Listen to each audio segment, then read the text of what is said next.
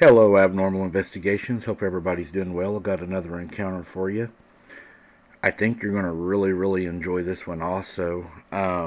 Just wanted to touch on a few things. I want to thank everybody for the comments on the Patreon video we done. Everybody really enjoyed it. A lot of y'all have joined and said it was well worth it. The photographs, the extra content. So glad you all felt that that was worth it. We will be trying to do one video a month for Patreon only, where we're going to go deeper than YouTube would allow us. So I think you all is going to really enjoy that. Number two, I have two channels, but my other channel is an outdoor channel. It's called Wide Open Adventures. We do a lot of cooking, fishing, hunting, outdoor family activity. It's a relaxing channel. We would like to invite you all to come over, subscribe, check it out. We'd love to see you all over there. We're going to start doing more lives over there.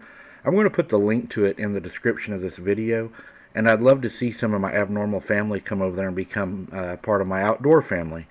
It's always fun to spend time with you guys, and it'll just give us more time, and y'all will be able to see more of the country around here. As we drove down the winding highway, the RV's engine sputtering and coughing, I couldn't help but feel a sense of unease. My husband John was behind the wheel, his eyes fixed on the road ahead, while our two kids, Emily and James, were busy arguing over whose turn it was to play on the iPad. We had been on the road for hours, and the RV was showing signs of wear and tear. The engine had been making strange noises all morning, and it was starting to worry all of us that we might break down at any moment. Just as I was starting to relax, the engine suddenly sputtered and died. John coasted the RV to the side of the road.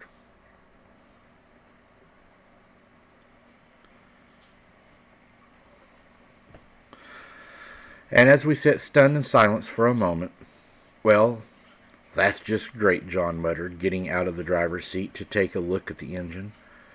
I got out to join him, and we both stared at the engine in frustration. It was clear that we weren't going anywhere anytime soon. The kids started to get restless, complaining about being bored and hungry. I tried to distract them by suggesting we have a picnic, and that we had everything in the RV that we would need, but they were not having any of it.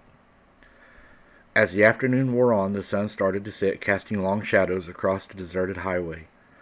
I started to feel a creeping sense of unease. I couldn't shake the feeling that we were being watched.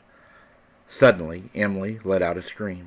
"Mom, look," she cried, pointing to a group of animals emerging from the trees. At first, I thought they were coyotes or wolves, but as they drew closer, I realized with a jolt of fear that they were something entirely different. They were big, at least 7 foot tall on their hind legs, and their bodies were covered in dark matted fur. Their eyes were just evil-looking, almost with an intelligence of human-like, and their jaws were open, revealing razor-sharp teeth. The kids were frozen in terror, and John and I exchanged desperate glances.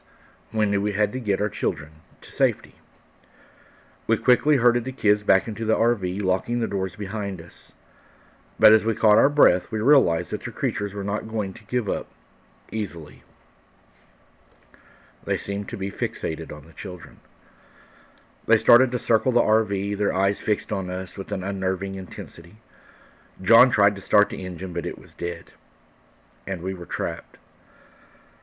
The creatures started to get more aggressive, pounding on the sides of the RV with their fists. The kids were crying, and I was trying to comfort them, but I was scared also. John was trying to call for help on his phone, but there was no signal. We were completely cut off at the mercy of these terrifying creatures. As the night wore on, the creatures only got more aggressive. They started to beat on the RV with rocks, trying to break the windows. I was convinced that we were going to die, trapped in this broken-down RV with no way to escape. But John refused to give up. He barricaded the doors with furniture, and we huddled together waiting for dawn. The creatures continued to taunt us, pounding on the RV and howling into the darkness. But as the first light of dawn started to creep over the horizon, the creatures suddenly fell silent. They vanished into the trees, leaving us shaken, but alive. We waited for hours, too scared to emerge from the RV. But as the sun rose higher in the sky, we knew we had to get moving. John managed to flag down a passing by truck, and we got a ride to the nearest town. We were shaken, but we were grateful to be alive. As we looked back at the RV still parked on the side of the road, I couldn't help but wonder what those creatures had been, and whether we would ever be able to forget the terror that we experienced that night. We spent the rest of the day in a daze trying to process what had happened. We went to the local sheriff's office to report the incident, but they pretty much laughed us out of there, saying that it was coyotes. Coyotes, they said. You're lucky they didn't attack you. But we knew what we saw, and we knew it wasn't coyotes. As the days went by, we tried to put the incident behind us, but it was hard to shake the feeling of what had happened. We started to notice strange things, footprints in the dirt outside of our hotel room even, scratches on the door at night, as if these creatures had even followed us there. And then that night we decided that we was going to leave. So we hired an Uber that took us home and a mechanic to fix our RV. After the RV was completed, we went back and picked it up and brought it directly home. We will never drive that stretch of road again. I'm not going to say which road it was because, well, a lot of small towns don't like people flooding in to try to find creatures, but I will say it went through Kansas. And Kansas is a very scary place at night, especially if you're broke down on the side of the road. You know, it almost sounds like when y'all are out traveling like that, you may look into a satellite phone or even a CB in your vehicle would be helpful. I've thought about that too, to have a secondary source to be able to reach somebody. I think that's important. I think if they would have wanted to get in the windows of that RV that night, they would have.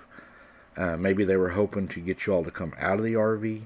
For some reason, they're hesitant to come inside of our dwellings. I'm not sure what that is, if there's rules, but kind of think that we covered that in our Patreon video when Randy went into the fear factor and the fear allowing them to cross certain boundaries. So, again, if you haven't seen that Patreon video, I highly recommend it.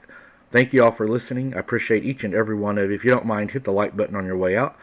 Keep your head on a swivel. Don't be something's dinner, and I'll put the Outdoor Channel link in the description, and we hope to see you there. Thanks for listening, guys. We'll see you on the next one.